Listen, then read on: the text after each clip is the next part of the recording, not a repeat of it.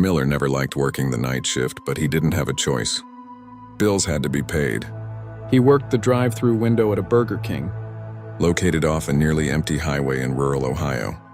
His shift ran from 11 p.m. to 5 a.m., the quietest, loneliest hours of the night. Most nights were dead silent. Just the hum of streetlights and the sound of trucks passing far away. That changed one night at 12:43 a.m. The drive-through speaker crackled. Large black coffee, no sugar. Ethan took the order, waited for the car to pull forward, but it never did. When he looked at the security monitor, he saw a dark sedan slowly backing up, then disappearing into the highway fog. He shrugged it off. A pattern. The next night, same time, same voice, same order. Large black coffee, no sugar. Again, the car vanished before reaching the window. This happened every night for nearly 2 weeks. No food taken, no money missing, just that same car and that same voice. The first red flag. One night, Ethan was exhausted and irritated. When the speaker turned on, the voice said, "You're late tonight, Ethan." His stomach dropped. Ethan wasn't wearing a name tag. He had never told a customer his name. He leaned closer to the mic and asked, "How do you know my name?" Silence. Then the voice replied calmly, "I know more than that. I know what you did last summer." The car finally rolled up to the window. The windows were completely blacked out. Ethan couldn't see the driver, but he felt like someone was staring directly at him. Then the car pulled away. The note.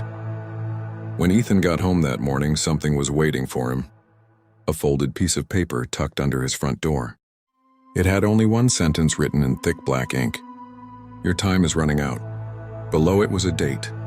3 days away. Ethan didn't sleep that day. The demand. On the third night, the car returned. No order this time. Just the voice. "You'll leave the money where I told you," Ethan snapped. "What money?" The reply came instantly. $10,000. And don't talk to the police. The car drove away slowly, as if the driver knew Ethan was shaking. The attack. The next night, Ethan stayed home. At 2:58 a.m., crash! Glass exploded across his living room floor. A rock lay in the middle of the room.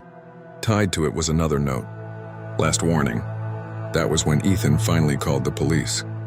They reviewed security cameras from his job and his street, but the license plate was always blurred. The driver's face never visible.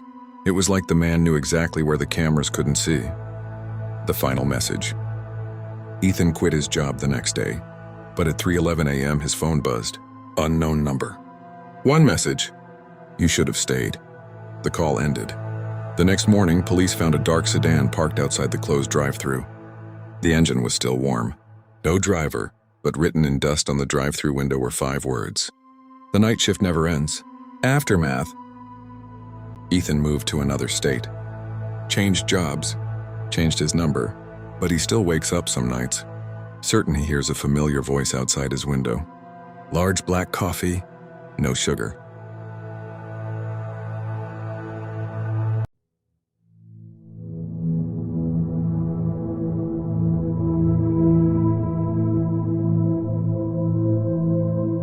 Jake never trusted silence at night. But when he took a night shift, job at an old roadside motel on the outskirts of Missouri, silence felt less like peace and more like something watching. The motel was cheap, outdated, and mostly forgotten.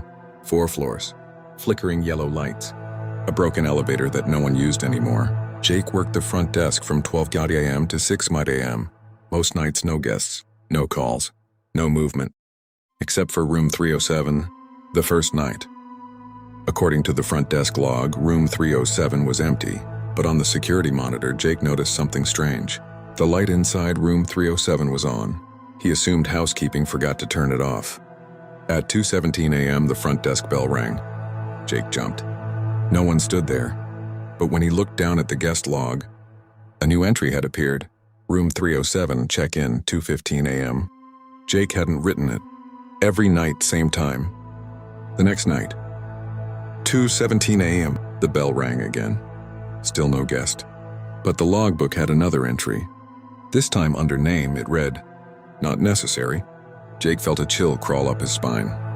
The phone call. On the third night, Jake decided to check room 307 himself. As he climbed the stairs to the third floor, his phone buzzed. "Unknown number." He answered. A low whisper came through the speaker. "Go back, you're not ready yet." The call ended. Jake froze. At the end of the hallway stood room 307. Its door slowly, quietly, closed on its own. The stains. The next night, Jake told the motel manager everything. The manager laughed it off. Old buildings mess with your head. But later that night, Jake saw something worse. Dark red handprints smeared across the hallway floor. They led straight to room 307. And then, they disappeared. The truth. On the fifth night, Jake searched through old motel records.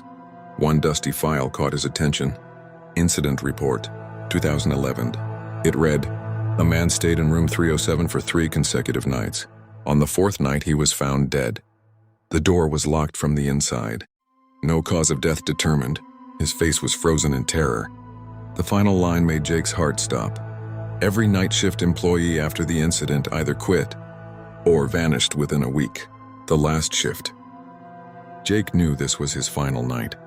At 2:17 a.m., the bell rang again. This time, a key sat on the counter. Attached to it was a tag, 307. Jake's hands shook as he picked it up. He unlocked the door. The room was empty. One chair in the center, and words scratched into the wall. "You saw it too." The door slammed shut behind him. The lights went out. From the darkness, that same whisper returned. "Your shift starts now." Aftermath. The next morning, the motel opened as usual. But Jake was gone. In the guest log, a final entry appeared. Room 307, check-in 2:17 a.m. Name Jake. There was no checkout time. To this day, guests staying at that motel report something strange. At exactly 2:17 a.m., the front desk bell rings by itself, and a voice quietly says, "Room 307 is ready."